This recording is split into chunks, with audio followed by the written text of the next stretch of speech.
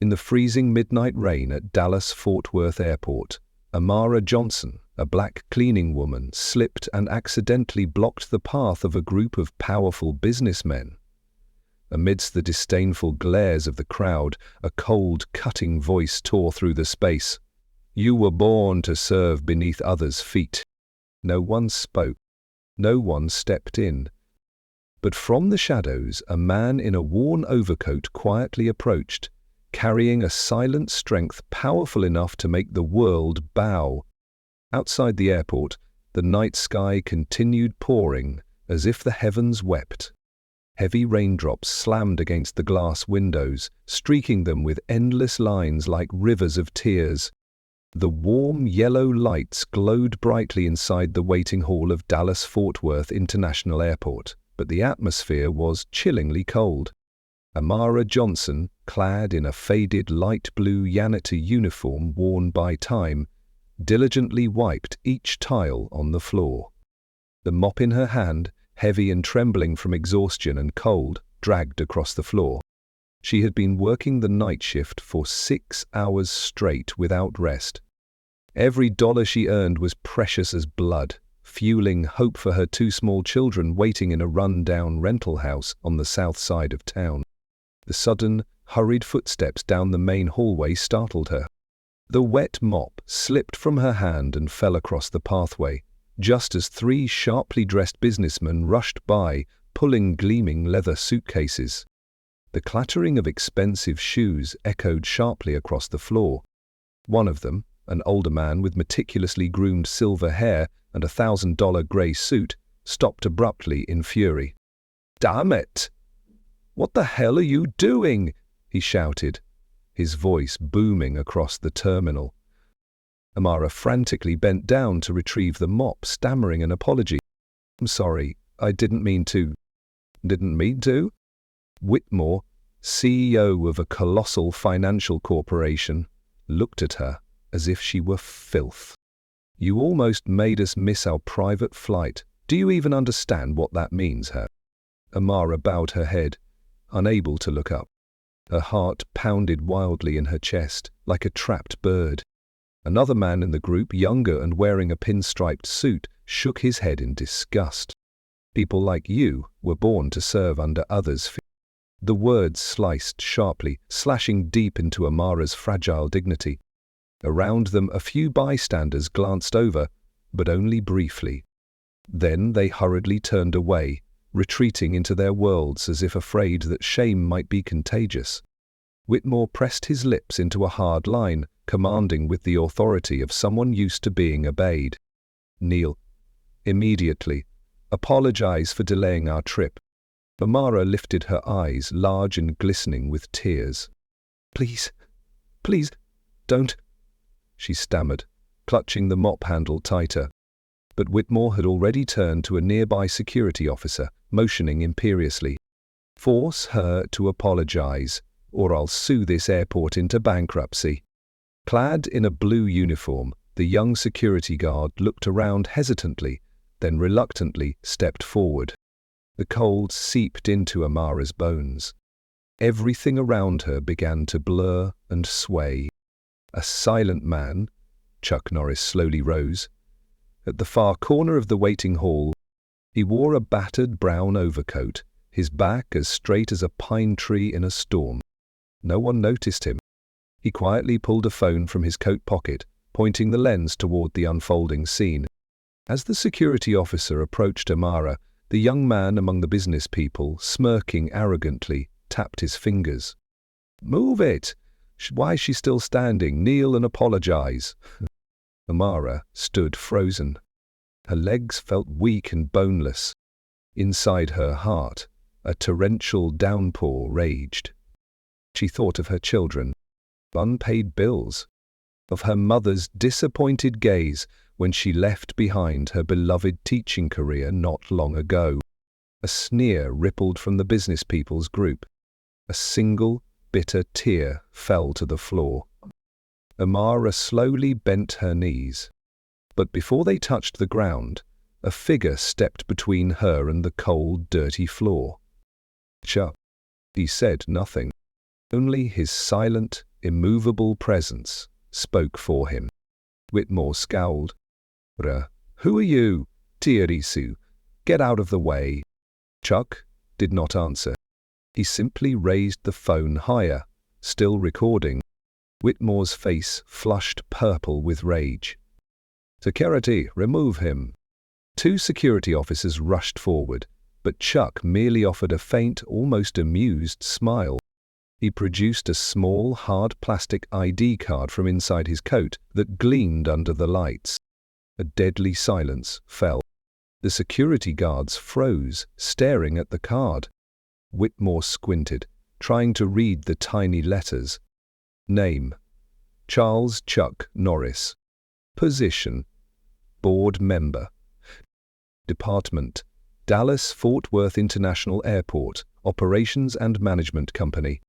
Whitmore's face drained of all color. No one spoke.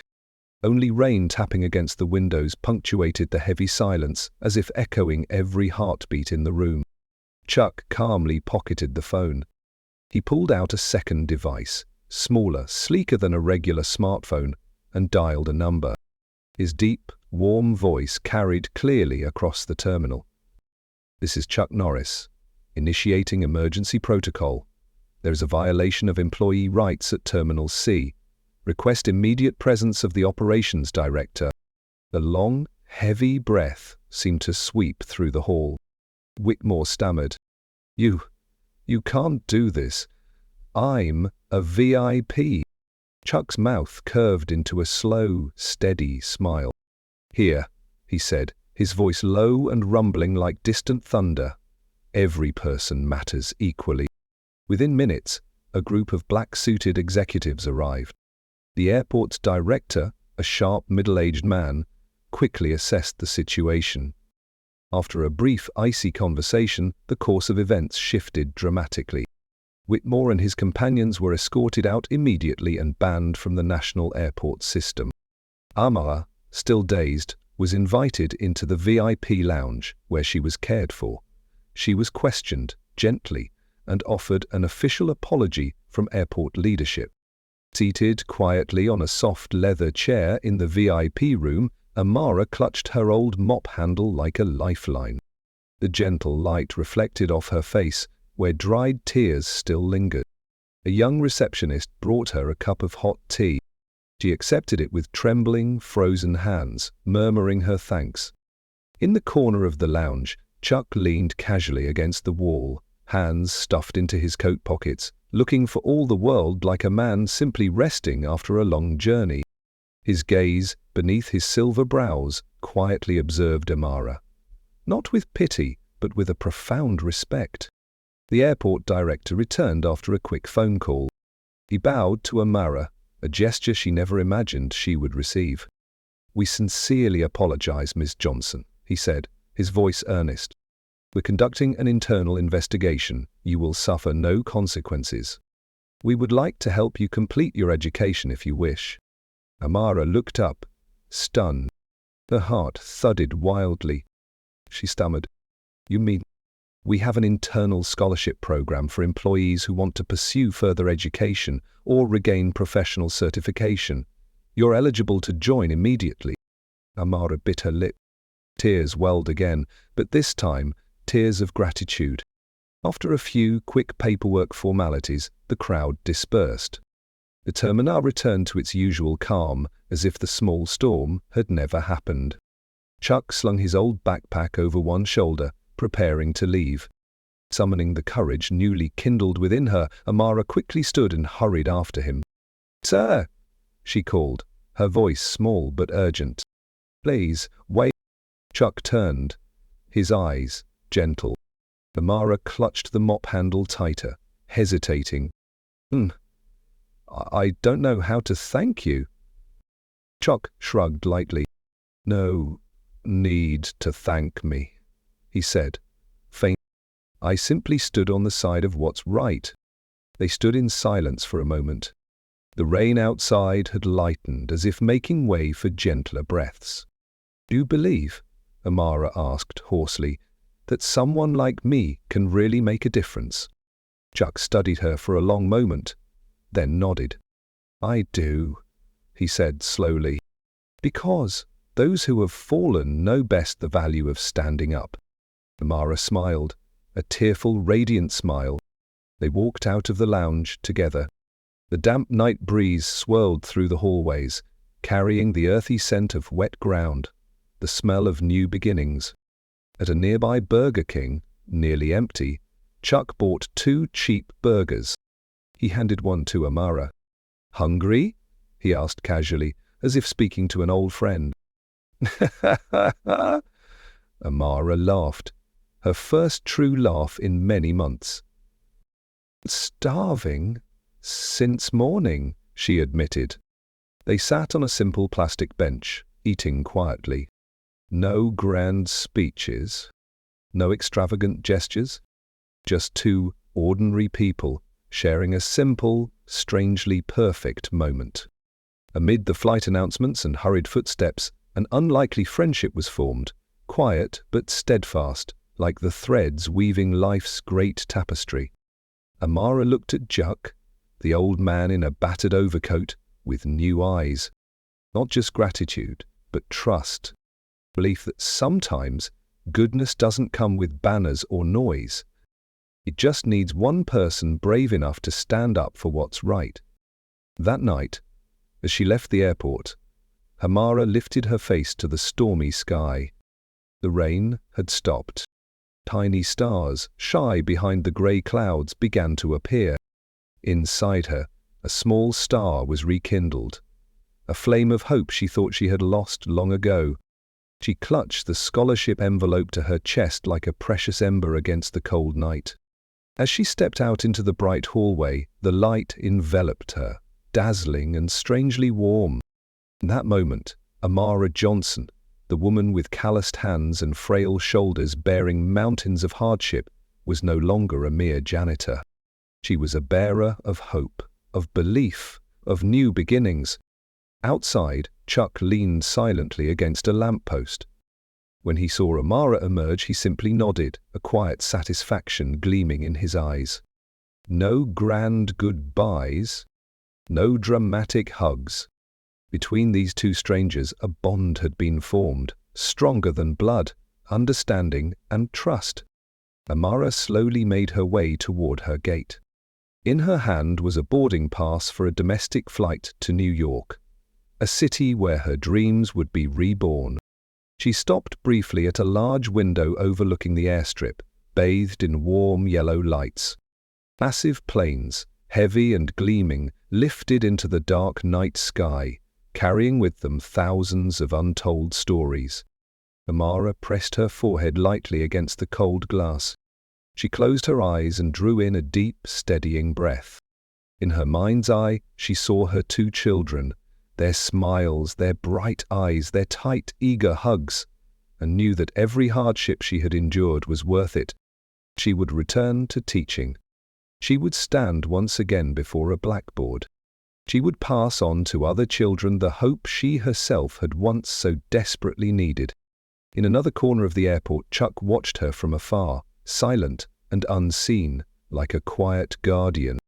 He pulled out a small, neatly folded letter, handwritten, and handed it to a courier, instructing them to deliver it to Amara before she boarded her flight. Inside the letter, there were only a few simple lines. Sometimes, all you need is for someone to believe in you before you can believe in yourself. Be a light for others, Amara. Good luck. CN. The airport speakers crackled to life, calling for boarding for the flight to New York. Amara clutched her ticket tightly.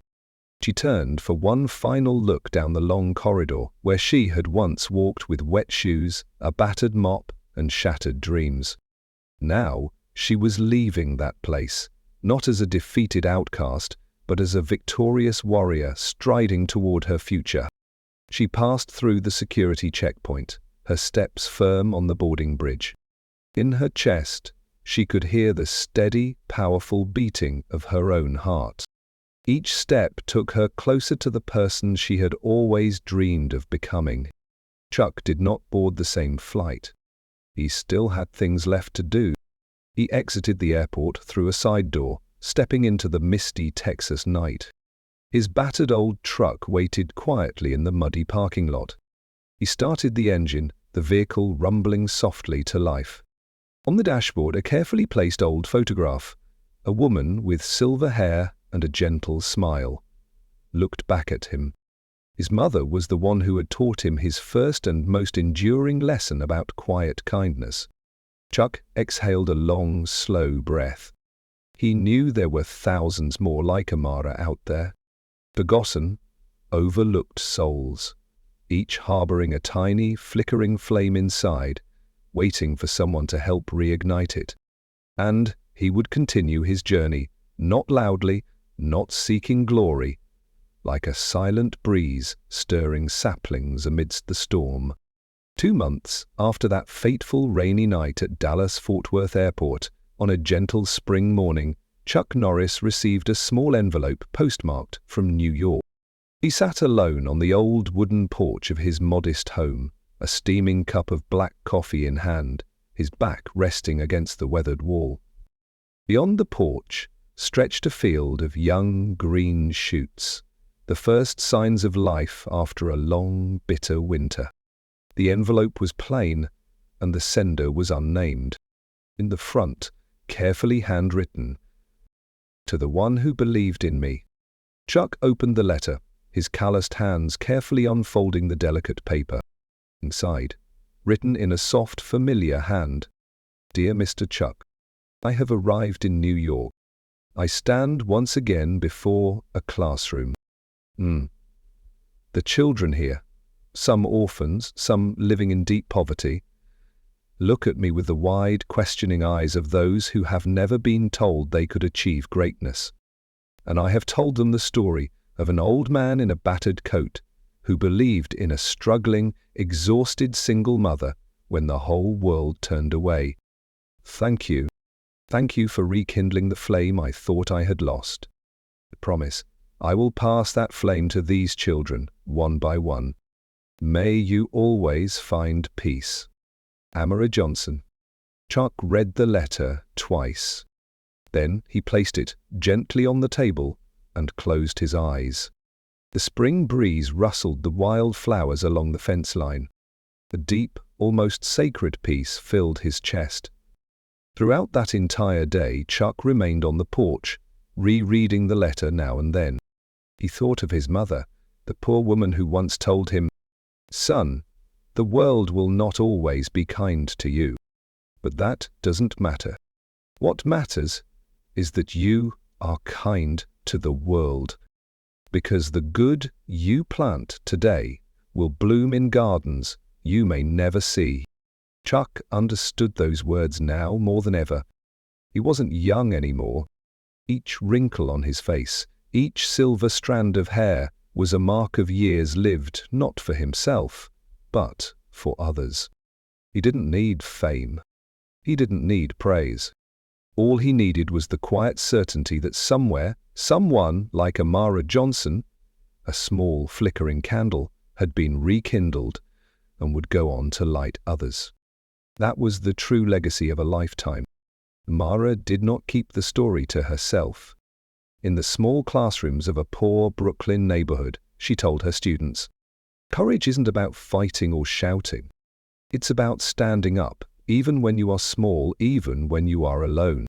It's about believing that a person's worth isn't measured by how much money they have, but by how they treat those who are weaker."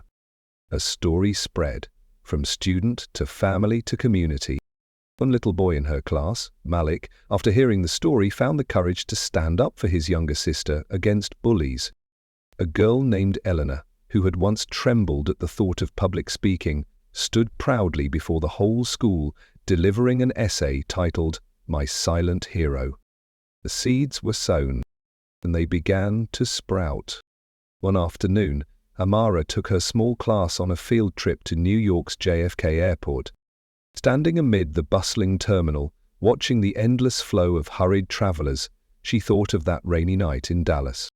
For a brief moment, she thought she saw a familiar silhouette, an old man in a battered brown coat, carrying a worn backpack. her heart caught in her throat. She pushed through the crowd, searching, but when she reached the spot, there was only a stranger with a kind smile. Maybe it had been just an illusion. Or maybe, just maybe, people like Chuck Norris always exist, hidden among the crowd, quietly ready to reach out when someone needs it most. Amara smiled, a smile soaked in gratitude. She turned back, taking the hand of a young boy in her class. "Come on," she whispered. "There are so many more stories waiting for you to write." That night, Amara sat by the window of her small Brooklyn apartment, gazing out at the city lights sparkling like stars scattered across an earthly sky. She wrote in her journal, hurried, messy lines full of raw feeling. True strength isn't in stepping over someone to rise higher. It's in reaching down, offering a hand, lifting someone up when the world turns away. Kindness doesn't have to be grand. Sometimes, simply believing in someone when they doubt themselves, that's enough to change their life forever. I was once someone who had fallen, and because one man believed in me, I could stand again. Now, I vow to spend my life rekindling others. Outside, the winter wind still blew cold, but in Amara's heart, the small flame burned on, undaunted by the storm.